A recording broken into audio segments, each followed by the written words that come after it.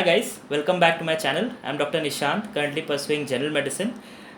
Today with me we have Dr. Rahil, who have secured an amazing rank of 2575 in the NEET PG 2023. And today we'll try to extract out from him his strategy, his experiences, and how he went about it, and his dream branch, and many more. So Rahil, first of all, many congratulations and welcome to my channel. How's the feeling? Thank you, and thanks for having me here. It's really exhilarating to actually see the results of your labor bear fruit. It's a very satisfying feeling. Thank you so much, and thank you so much again for having me here. So yeah, it is indeed, like working hard for at least 9-10 months, and then bearing the fruit in the form of a good rank, and almost eligible to get the best of the branch, whichever you wish. So that is definitely bearing the fruit of the hard labor you have done. So many congratulations once again.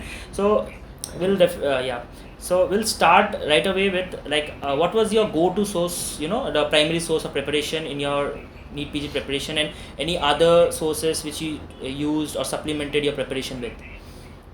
Yeah, so like every 9 out of 10 NEET PG aspirants, I was also a marrow user, and that was my primary source. But then I was not merely limited to it, but that didn't mean I used to scour a lot of sources. I just used to watch it. Additionally, apart from this, I used to watch MER and MKT by Dr. Zainab Vora ma'am on her Unacademy channel. She's not there now, whichever platform she may be. Yeah. But and apart from that, it was her videos which taught me how to use this. Oh yes. This is very important.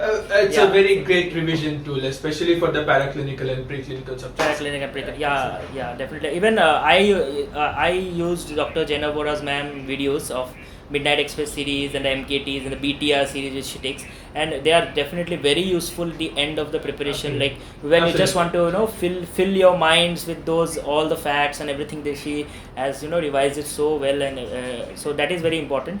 And yes, and one more thing I liked about your thing, that always sticking to one source of preparation is very important, although you can supplement it with other things. I didn't switch between a lot of apps. It was marrow.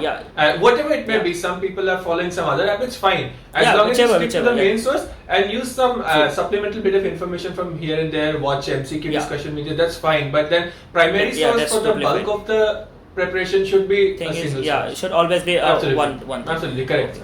So having said that, Rahil, I want you to share your strategy, like how you went about in the initial months and how you prepared your revision strategy, so that the aspirants who are watching this can take the benefit from it. Like how early you should complete your preparation, and how you should plan your revision, like how important it is, how it is. Yeah. So I usually, even I had 9 months to prepare, and I think everyone else has 9 to 10 months to prepare for this exam. So I completed my first reading around in 4 months duration.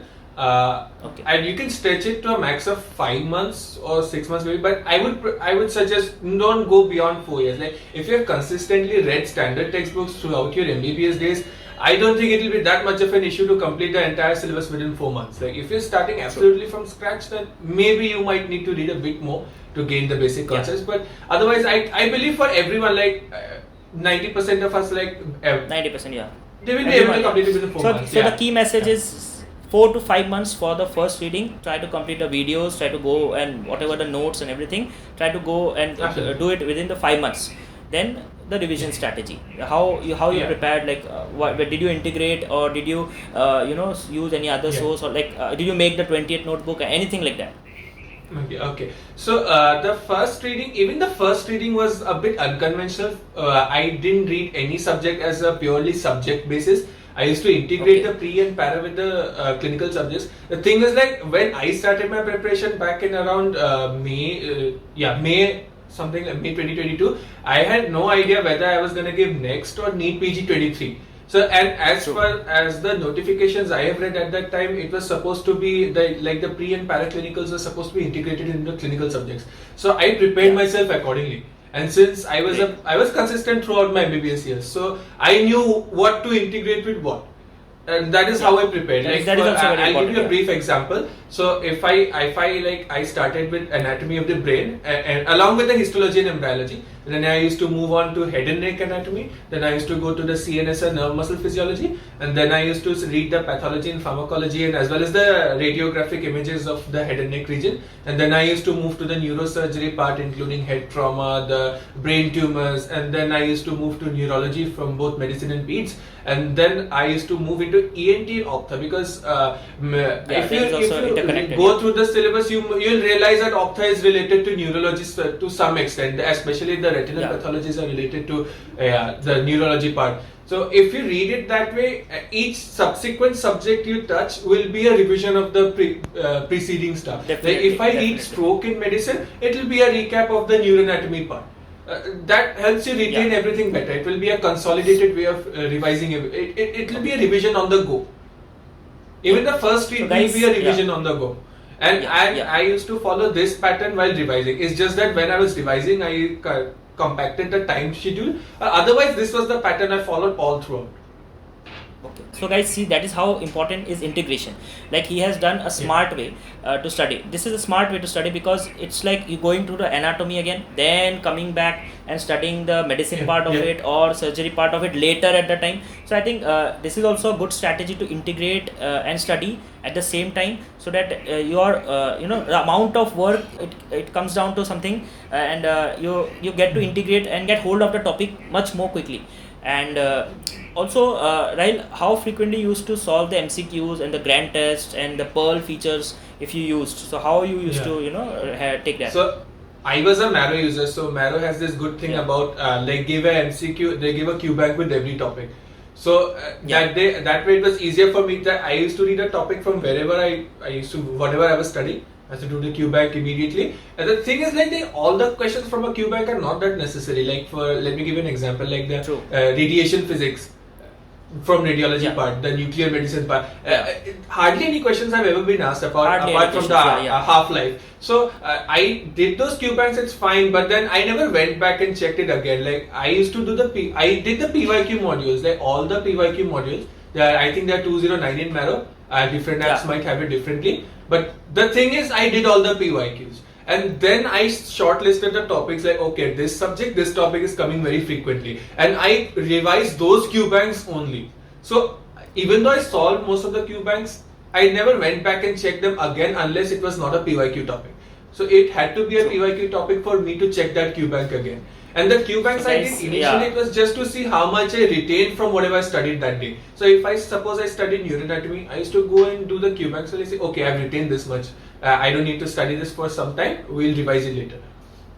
That's really nice, because guys, focusing on what has come over the years is the main key, because you cannot ultimately study everything and revise everything. So this is very important to understand. This is very important to understand, to concise at the end, because the first 4-5 months which you are preparing, you might at least read here and there and 1 or 2 extra topics, but at the end of the 4 months and then the revision time, you actually have to rely on the PYQ topics and the PYQ topics and the PYQ questions which have come. You can go about it, because in we have seen in inicet the question might come exactly they may give exact repeats, but in NEET PG they don't repeat exactly. They definitely give from the topic, but they twist the topic or twist the question here and there.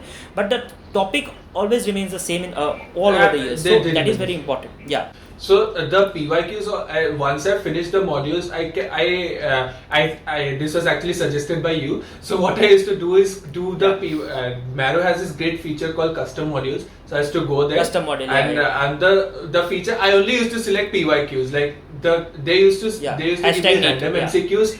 I used to do 10 in I used to do 100 in 100 minutes. So 10 in 10 minutes, 10 MCQs in 10 minutes, and only of PYQ topics and nothing else. This helped me retain everything. Building a reflex arc. Everything into my subconscious. Definitely. I think that is a very good feature of Marrow, and this is very important. Like many of the aspirants ask me that, sir, I have completed reading, and I have even solved the Qbank I have completed. Now what to do? So this custom module, like practicing the MCQ till the very last day of the preparation, is very important. So this you can do with the help of custom modules, mini tests, and many more other features are there. But this feature of custom module helps to stick to the solving at least 50 MCQs a day till the last day, because you have to keep practicing so that things that thing, the art and the practice is in your reflex, so that you don't make mistakes in the commonly asked questions. Yeah, absolutely. And you take less time. Absolutely. Yeah, that is very important. Because everyone is gonna get those questions correct. If you miss, you're gonna lose a lot. So then even 1 mark, even a loss of 1 mark puts you down like 100, 200 positions in the rank list. So it's very important not even to lose 1 mark, especially from PYQ topics. It will be like, especially from the questions. It's a huge regret if you get those questions wrong by any way. Yeah, true. Rahil, something about the grand test. Like, I wanted to ask how frequently you gave the grand test and how much the marks did they affect you? Like, whether the rank you came across, or the scores, or the number of corrects, did they affect you, or you were like open with the mindset that no, I'm just giving it to have a practice? Or how frequently you give? Yeah. So I used to give grad tests once per week. The thing is, initially I did approach it with an open mind, like I will not get demotivated by the results, but then some way or the other it does tend to bug you a little bit, but then you have to overcome that feeling. True. How many correct questions you used to get in the grand test, and how much you scored in the real exam? Yeah.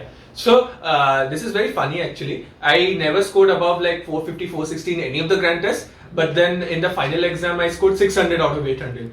So that's the thing, these grand tests from any app, Marrow was the toughest, but then if you go into any app, these grand tests are made to be really tough. Otherwise, if those grand tests are like just like the exams are easier, then it will send you in a sense of complacency. You'll become very complacent. Oh, I know everything, it's fine. It's supposed to be tough. I remember in one of those grand tests, there was a question on Axo syndrome. Just because I have read it, that does not mean everyone has read it, and it's not even required at this level. But then that's the point. They are made to be tough so that people go and read. The thing is, like, I used to approach grand tests in the sense that I had to find out what was wrong in my preparation. So suppose if I got this, I think every grand test gives you a subject-wise result. Like you got this many questions wrong from this subject. So that was the only aim of me giving a grand test. I never did guesswork. I never but then it trained me to sit there for 3 hours. That's the entire purpose. To train yourself to sit there for 3 hours, develop that endurance. See, that's the thing. Now, if you sweat more in training, you bleed less in war. It's a very famous quote, yes, and this applies here as well. Nice one. Absolutely, this applies here as well. The results are, but I will still say, like, if you are scoring less than 100, that means you are somewhere lagging on the theory part. But then, if you are scoring above 100, if you are getting above 100 questions right, that means like, okay, you have read the theory, but then you have to brush up your skill, you have to brush up your knowledge here and there. True. So guys, that's a really good message. Like, so the grand test, you have to focus, like if you're getting less than 100, then you have to go back to the concept. Either if it's the concept you're getting wrong, or if the questions are the fact based, you have to find a way to cram it up or something like that. And one more thing, you have to give the grand test with the mindset that these are 200 new questions you're learning, and you're learning to solve it in a new way, because you have the answers. And you don't have to worry about the scores, because even guys, see, Rahil used to get around 450 in the grand test, but in the real exam he got 600. So definitely the marks in the grand test should matter only when it is less than 100 questions correct, or if you are consistently getting less marks. Otherwise, I think it should be fair enough if you are getting 110, 120 questions right, and the mindset is correct that you can do well in the exam. Now Rahil, coming to the dream branch, so you have secured a very good rank, and now you are almost eligible to take the best of the subjects whichever you want in a college. So I wanted to know, which is your dream branch? What is your dream branch?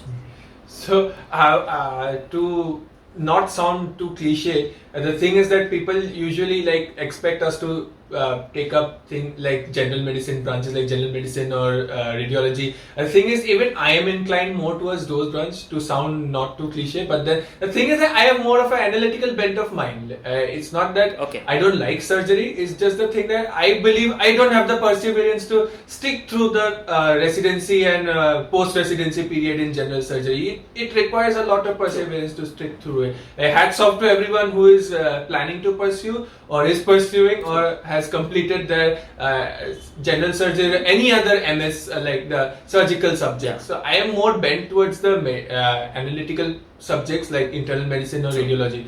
Let's see whatever I pick. Okay, so if you pick up internal medicine, like most welcome, to my branch. I mean, internal medicine is like it's first love. It's first love. Okay, true. Then one more thing is like, yeah, definitely people have different choices. Like we generally see toppers taking, medicine and then radiology and surgery here and there and all. But yeah, definitely whatever is the, you should definitely identify what fits best for you and you should take accordingly. So I Absolutely. wish you all the best. If you get the definitely you Thank you will so get the much. dream branch, and would be very happy to see you pursuing that. Okay, Rahil, coming to a different part, like besides studies, like how you used to manage your, how you used to spend your time, the free time you used to spend, because this is very important, because you cannot cram or you cannot study the entire day. So you definitely have to have something to keep your sanity intact. So how you used to, Yeah, absolutely. tackle those free hours? Yeah. Yeah.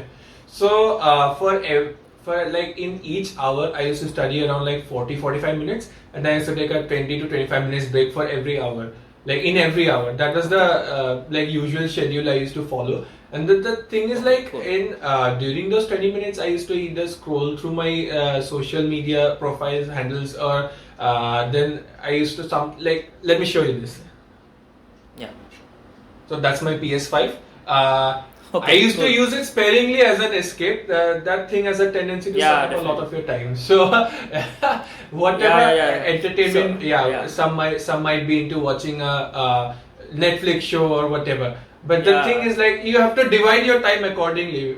You have to indulge in some of your guilty pleasures, but then And in yeah, a yeah, balance is the moderation. key. Yeah, everything. Yeah, balance In a is the key. moderation. That reminds me of a very interesting quote that is in Hindi, that मस्ती मस्ती नमक के अनुसार होनी चाहिए ज़िंदगी में, क्योंकि अगर ज़्यादा हो तो खारी हो जाती है और अगर कम हो तो फीकी हो जाती है. So that is what I see, entertainment in life as, that it is necessary to have, some leisure time, because you cannot go on to study again and again. Even everyone needs some escape and something to do. Even I used to go Yeah. to music, or go to play guitar or something like that. So definitely you need something. And the thing which Yeah. he is saying, guys, he is saying that he used to follow a Pomodoro technique. This is called Pomodoro, where he used to study 45 minutes and Yeah. take a 15 minutes break, and then again 45 minutes.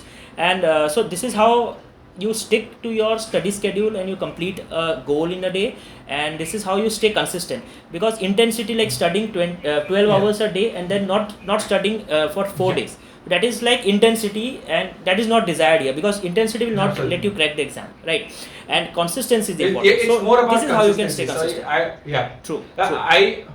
I had a planner. Like I used to use the calendar app in my phone to make a planner. So whatever topic I've listed for that day, I made sure I completed it that day. I never put a very unrealistic target. Like I was not like I'm Yeah. completing the entire subject or entire segment in one day. So whatever I chose for that day, I'm gonna complete it no matter what.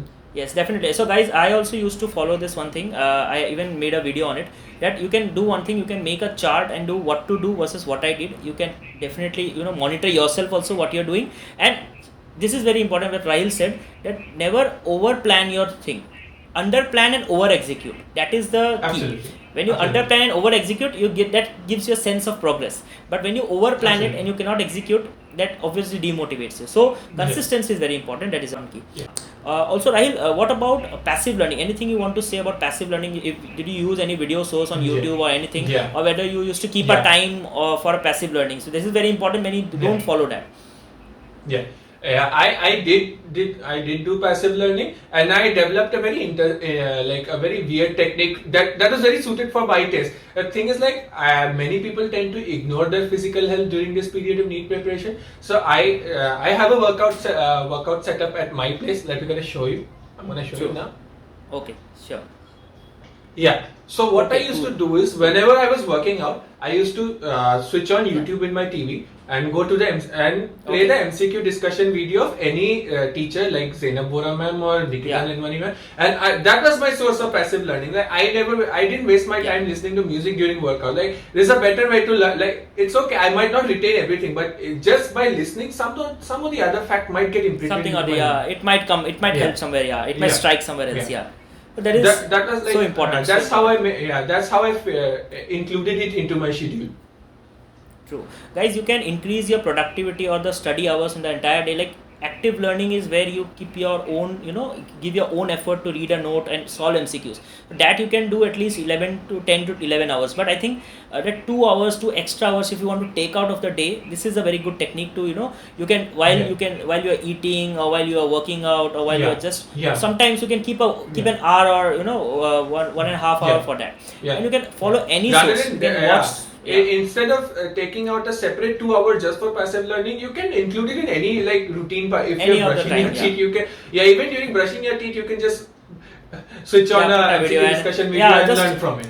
And anything, and I think there are so many sources on YouTube also nowadays that just a quick revision of any small topic of 5 minutes or 10 minutes video, and that is enough for the day, and that is a good thing to revise it well, because maybe you have studied something long back and you have seen a topic, so that is very interesting to revise. So having said that, Rahil, what is the message you want to give to the aspirants who are preparing for the first time this year, or someone who has not done well this year and going to prepare again, or want to improve a rank from suppose 30,000 to under 5,000, like you have improved your rank from 22,000 to under 5,000, so that is so what is the message you want to give to those aspirants? So the thing is, everyone, if you're consistent enough, your rank does improve. People have made even more dramatic jumps than I have. People have come from 90,000 to 300, and from 1 lakh to even from 1 lakh they have come to triple. It does happen. The thing is, I would like to just interrupt you. Even I, if many people don't know, I have jumped from 96,000 guys, 96,000 all India rank to 5,000. So that is very much possible. So yes, Rahil, please continue. Absolutely. We are all medicos, right? Everyone is intelligent. So to have come this far, everyone is intelligent. And the thing is, you just have to be consistent. Not everyone does not achieve their dream in the same. The journey might be longer for some, but then you do reach your destination if you're persistent enough. If you are consistent, you will definitely reach your destination. It's just that the journey might be longer for some and shorter for some. True. That is so true. And guys, again, like Rahil said, you have to start early. Whatever be your time, even if you have not started till now, thinking of that you might get it done, or you might slog it in the last 3-4 months and you'll get it done. There are people who can do it, but that is not the ideal plan, because better is to start early and have a good plan. And for people who want to improve, or have not done well, I think they should definitely have recheck and reevaluate themselves, because for everyone the story is different. You have to know where you have lacked. And where you are, maybe for someone it might be the revision, for someone it might be the less grand test, or someone for it might be less MCQs, anything it might be. So you have to identify yourself and slog it better this time. That is true. The take home message from this will be consistency, because even consistency during my over first intensity. I was an intern at that time. So even during everyone complains the internship duties are hectic. It is actually hectic. There's no point to complain. It's actually a fact. But the thing is that should not discourage you from at least opening your book. I'm not saying you have to go and read the entire topic, you have to complete the entire book cover by cover doing it. It's not possible. We are humans after all. The thing is you have to at least stay in touch with your books. You should, even though the duties are hectic, you should not just dump your books all of a sudden and then pull them back after the internship ends. Even if you're consistent during that period, you might retain a lot. It did happen with me. I completed some of the short subjects during my internship. I completed in the sense that at least I went through them. So then when I actually prepared next year, I was in a much better place. I used to complete those subjects faster. I retained a lot more. Yes, the idea is to stay observant and stay aware, because internship gives you rotation through all the subjects, and you just have to stay aware and pick up points. And nowadays these digital apps are so convenient. You can just open it up in your words. You can open it up in your postings and just go through them. So staying in touch is the consistency. The duties itself might teach you a few MCQs. The thing is many people forget the cannula coding or the gauge size or the color coding. If you are consistently putting a few, you're gonna remember the color and the gauges. You're gonna remember. So practically also you can. If you have ever attended casualty, you're gonna remember the BLS and ECLS. So that's the thing. So many things get covered up in the duties as well. So you have to stay observant, and you should not have the mindset that once internship is done, I'll start preparing. No. Start Absolutely, preparing. Whatever be the result at the end, doesn't matter. But you should keep, Absolutely. at least stay in touch with the preparation. Yeah. Because during my internship time, I was not studying with the goal that I will get a good rank this year. I was like, let me finish a lot, let me finish what I could, and let me retain what I could. At least I'll stay in touch with the books and not completely like forget about them. True. So lastly, I just wanted to ask your view. Like these days, since first year students are getting the opportunity to get this marrow and many other platforms, learn from the first year itself. So how you think that things are going to change? How much competition is going to happen? Because we were not we were not lucky enough to get, even I was not lucky enough to get, and even you were not lucky enough to get these platforms early at the age. So I think how these apps things are only going to became change? What do you popular think? after COVID, right? These apps became popular true. more after COVID. True. So how do you think this is going to change, the competition in the entire medical, the approach? The competition is going to increase consistently every year. But then I believe these apps can never replace your classroom teaching and the practical hands-on teaching you get during your clinical postings. Definitely. These can supplement, they might help you learn the topic better, but then they can never replace your standard textbooks. True. Whatever topic which we don't understand the class, we can definitely come to this. And I think this is a good opportunity.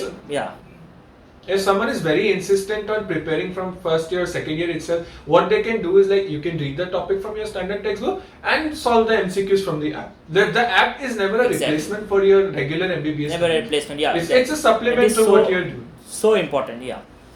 That is so important, guys. You have to understand that always the standard textbooks are the main thing. You go to the standard textbook, read, and come back, and you can definitely see a video here and there, because sometimes the books are difficult to understand. So you can definitely learn from the apps and supplement it. So this is, I think, this is actually changing the medical education in our country, and I'm very happy to see that change. And I think but that is the key. That is the thing, is competition definitely going to increase. So you have to be very competitive day one. So Rahil, again, many congratulations once again, and it was a pleasure to have you on my channel. Thank you so much. Thank you so much. The pleasure is mine. Like, I've been watching you consistently from a long time, and like to actually be here and sharing my story, it's just exhilarating. No, it's my pleasure, and I am very happy to invite you here, and also very all the best for your future endeavors, whichever branch you take up ultimately. If you are coming to the medicine, then welcome to medicine, and whichever branch you go, I wish you all the best. And it was really nice of you to speak on so many important strategies and important tips for the students. I think definitely the aspirants will have some benefit on watching this conversation. So all the best again, Rahil, and take care. Cheers.